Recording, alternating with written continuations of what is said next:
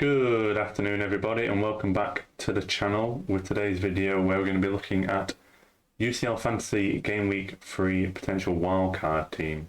I'm currently on a wildcard and I feel like the strategy of using your wildcard in Game Week 3, because you utilise the Game Week 3, Game Week 4, good fixture runs and even some into Game Week 5, I feel is a very optimal strategy. So I thought we could discuss that in this video.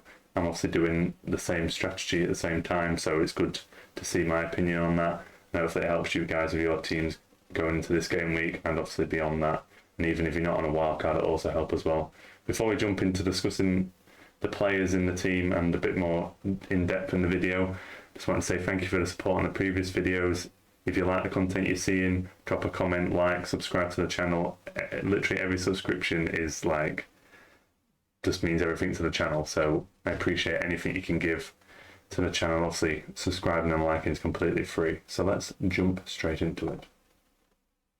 Right, so you can see here I've got the team basically set out. This is my original draft. There could be some tweaks that we can make, obviously depending on what happens over the weekend. So we're recording this on Friday afternoon, so about 4 days until the first game on Tuesday. So obviously if there's injuries over the weekend, if we get some kind of team news before the Champions League games, then we can always make tweaks to this. But this is the kind of structure and format I'm looking at going for at the minute. There's definitely, with that team news, there's certain, we'll get to the midfielders at one stage, that we'll have to rely a lot on the team news, what comes in before the actual game week closes. So that is definitely something to watch out for. But we'll work our way through the team, and I'll kind of do it in blocks because there's certain main fixtures I think we should be targeting as we're going through here.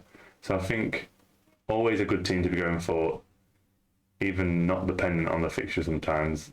If we go down here to the fixtures, we have Bayern Munich, who are playing Benfica, so they've got a double header against Benfica, and then they also have a decent fixture in game week 5, which is against Dynamo Kiev. You could argue Barcelona's a bit like, it could get, well, still Bayern Munich could expect to dominate Barca as they did in the first game, but by that stage they could already be qualified Bayern. So definitely the next 2 weeks, maybe 3, you get a good benefit of having Bayern Munich players in your team. You can see here that I already have Lewandowski and Kimmich, so they're staying definitely in the team.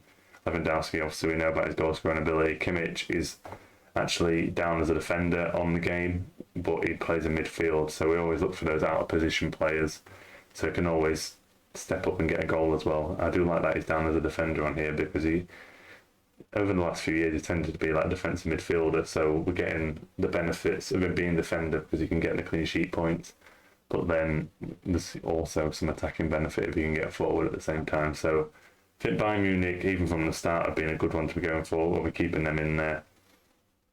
So then if we talk about one of the other fixtures to definitely target this game week, so Chelsea have, I believe, Malmo, which surely are one of the whipping boys within the tournament for what we've seen so far. And in general, the team, even before we've seen them play, this is a set of fixtures you have to be targeting really. You have some doubt around Chelsea about who could potentially play, so that's why watching over the weekend and potential team news we might get the day or so before is very useful.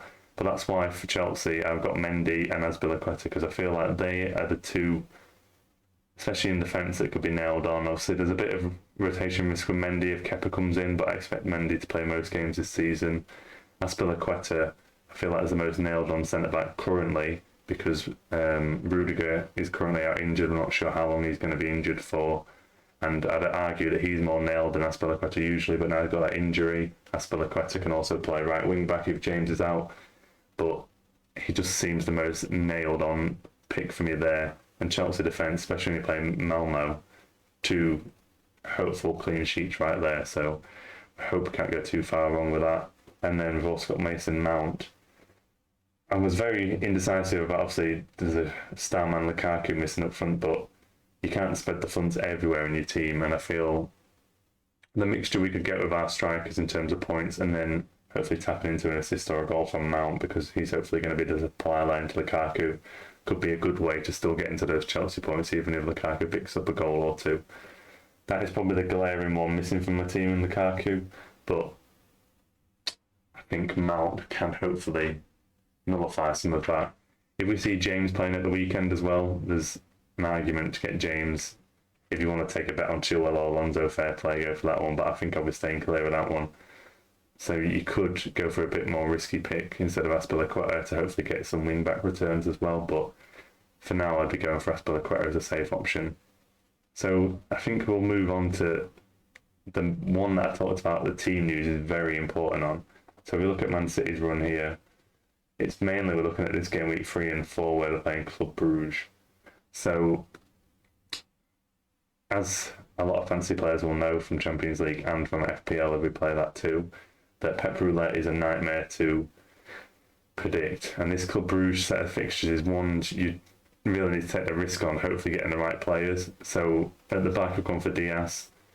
If we're going to have one nailed on centre-back, or any defender, or any player in that Man City team, except for maybe Edison, Diaz is the most nailed on one there. So I'm hoping, going on for some nailed defenders here, then we might get lucky in midfield and hopefully most of them play at the same time. But the massive benefit we have here with Man City in this set of fixtures, if we look down here, they are on the first night and their fixture is at 5:45. So we will know the Man City team before we have to complete and submit our teams. So that's a huge advantage.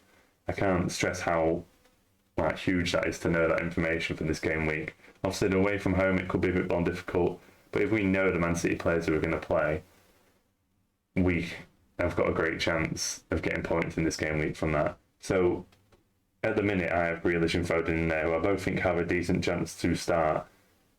I've got some doubt about Foden playing in the Premier League at the weekend because he's played 2 games for England over the break. So I can't see Foden actually playing in the Premier League. I think he'll get more minutes in the Champions League, so I'm quite confident he will play. Grealish, there's a bit of doubt about that, but there's doubt about any Man City player. So definitely, 5 o'clock, 4:45 on the Tuesday, have a look at the Man City lineup and get some players in there for Man City, especially in midfield. We'll just have a look at the different options we've got here. These are probably the most affordable options you've got there. Yeah, you've got Mahrez who's at 9. You could even go for a Bernardo Silva or a Sterling, but then you're using a lot of your budget and you're going to have to mess about elsewhere. So the ideal candidates would be Foden and Grealish. You could argue for Bernardo Silva, scrape another million together for Mahrez, but they'll be the perfect combination to get the balance of the team quite right. So that could be a huge upside this game week, especially because you get the team news beforehand. So definitely watch out for that team sheet. It's going to be the most important bit of information we'll get in the build up to the game week. So watch out for that one for sure. So another team that I've got here to target as well is Inter. So Inter have got Sheriff in both of their next 2 fixtures, and then you could say Shakhtar Donetsk is a decent fixture as well because they're also at home in that fixture.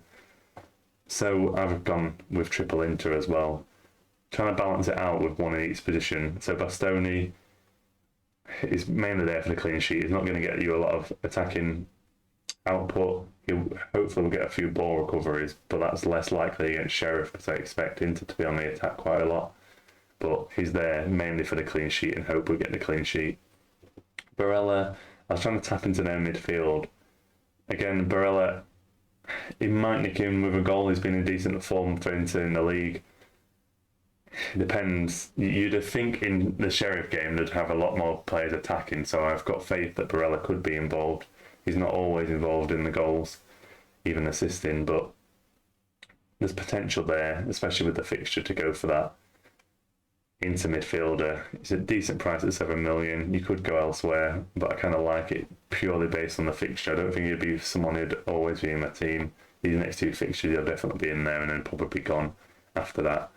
But I think that's the key bit of playing a wildcard at this point. You're guaranteed to get 2 fixtures against the same opponent, and if they're against this kind of opponent where you're against like a Malmo or a Sheriff, that's a huge opportunity to do well in those 2 game weeks back to back. Even if you sacrifice what your team will be like going 5 and 6, you might also have a limitless chip you could use later on in one of those game weeks. But quite a lot of these players in here I'd be keeping for 3, 4 and 5 and then 6. We'll have to deal with that when we get to it because there'll be a lot of rotation. So I do like tripling up on the teams to get the most benefit here. And then the final player we've got here is Jaco who is just like a born goal scorer. There's a slight doubt about if he will play 90 minutes in both games. So far in the Champions League, he's played 90 minutes and 55 minutes. But I feel like he's a proven goal scorer. Keep an eye on the league game beforehand if he's playing, but he's the one to go towards for me. I'd look at Martinez, should I say, and he's like 2 million more expensive, and it's just too much for me to squeeze in. You could argue you could downgrade one of these Chelsea midfielders and go for a nailed-on option in Martinez, but he's played 90 minutes in both Champions League games so far. He's a lot more nailed than Jaco, but for that 7.5 million price, I'm happy to go for Jaco, because there's not a lot of strikers around that kind of price that could get you this kind of return. Obviously, you've seen Adeyemi do well so far, and Nkunku, so he's in midfield, and Haller's has been incredible, especially in that one game. So with that goal scoring potential and the pedigree he's got, I don't see many better forwards at that price to go for. So he's in the team for me currently. So that touches on the teams that I'm trebling up on, and you got the double buying as well, and then there's just a few other filler players. So I was left with the option of kind of like a mid-priced forward, and Barcelona have been in absolutely terrible form, but I felt like taking a punt on Memphis Depay. When I've seen Barcelona play, Depay is probably one of the shining lights out of a very poor performance so far this season. But they also have Dynamo Kiev in both games in the next two, which is a great set of fixtures as well. You probably could have argued Benfica was a good fixture. Obviously, after the last result, you might argue against that, but they are at home in that fixture as well, so I'd be tempted to have him all the way through these 3 game weeks. Obviously, we'll have 2 transfers after a wildcard as well, so if we wanted to make a few tweaks in game week 4 because we're not happy with what Depay is performing, or like we want to take a City asset out for a different one because they're not confirmed to play, then we've still got the flexibility after this wildcard going into the second fixture to make a few changes. And then very much there's a few filler players in here. 4.5 million, he's just kind of set and forget in there playing for Salzburg. He gets quite a lot of ball recoveries. He's got 10 so far, but I'm not expecting him to play in most of the time. I do like Roussillon, who plays for Wolfsburg.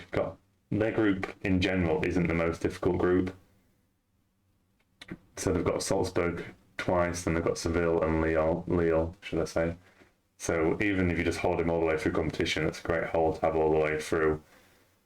At that price, you can't go wrong. If you look so far, he got a clean sheet in game week 1, played 83 minutes, and then in game week 2, he played 90 minutes, obviously didn't get a clean sheet.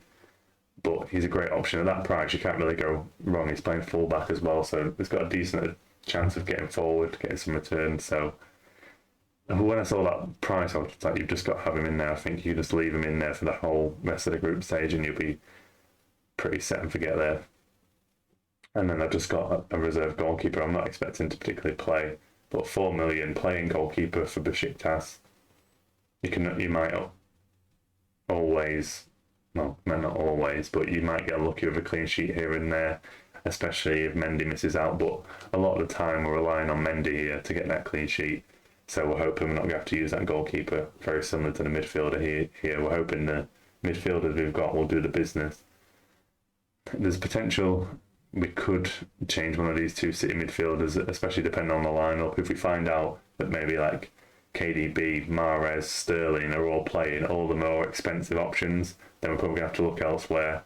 But if it's a Grealish, Foden, even Gundogan, Bernardo Silva, then we can keep with this price structure.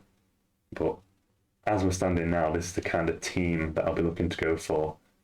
And you'll have to let me know, guys, what you're thinking, especially if you're wildcard. And I feel this is the optimal time to wildcard. We're going to see a lot, if not everyone wildcarding. Obviously not we're going to be everyone, but there's going to be a lot of wildcards played this week. So let me know your thoughts, guys, what you're thinking of doing for your teams. And as I said at the start of the video, I appreciate any likes, any support, if you subscribe to the channel, I really appreciate that. I also want to say thank you for all the support on the previous UCL videos. We've done very well on the channel. I really appreciate that. And we will see you on the next UCL video. Have a good rest of your day.